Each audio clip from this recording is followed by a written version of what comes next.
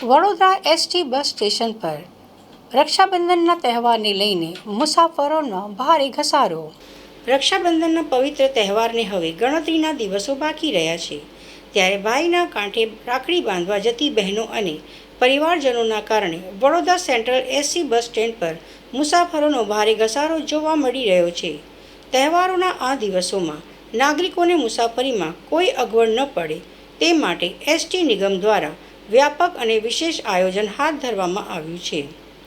ST તંત્રનું વિશેષ આયોજન અને એક્સ્ટ્રા બસો મુસાફરોના વધારાને ઘસારાને પહોંચી વળવા માટે 26 ઓગસ્ટથી 30 ઓગસ્ટ દરમિયાન કુલ 150 જેટલી એક્સ્ટ્રા બસો દોડાવવાનો નિર્ણય લેવામાં આવ્યો છે।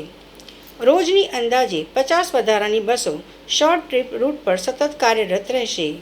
દાહોદ અને ઝાલોદ તરફ જતા મુસાફરોની સંખ્યા સૌથી વધુ હોવાથી આ રૂટ પર વિશેષ ધ્યાન આપવામાં આવ્યું છે।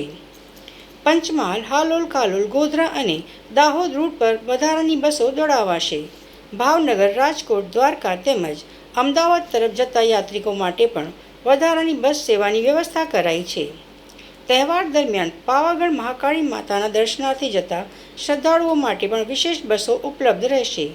તહેવારોની આ મોસમમાં તમામ મુસાફરો સુરક્ષિત, સુગમ અને સમયસર પોતાના ગંતવ્ય સ્થાન સુધી પહોંચી શકે તે માટે વડોદરા એસટી ડિવિઝનનું તંત્ર સંપૂર્ણ રીતે સજ્જ બન્યું છે। વડોદરા ડેપોમાંથી 26 તારીખથી 30 તારીખ સુધી એક્સ્ટ્રા બસનું સંચાલન કર્યું છે રક્ષાબંધન નિમિત્તે, જેની અંદર પંચમહાલ સાઈડ છે, હાલોલ, કાલોલ, દાહોદ, લીમખેડા, ગોધરા સાઈડને બધા મુસાફરો અમારે જતા રહેશે।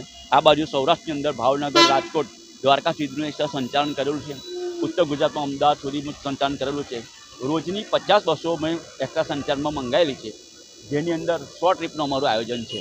ખાસ કરીને કયા રૂટ પર બસો દોડવામાં આવે છે, કેટલો ઘસારો છે? દાહોદ પંચમહાલની અંદર દાહોદ ઝાલોદનો વધારે ઘસારો છે મુસાફરોનો આજના રોજ। આવતીકાલે રક્ષાબંધન નિમિત્તે અમદાવાદના મુસાફરો પણ અમારે વધુ આવશે, તેમજ પાવાગઢ મહાકાળી માતાના મંદિરના પણ અમારે પેસેન્જર છે, જેનું અમે આયોજન સફળતાપૂર્વક કરી રાખ્યું છે।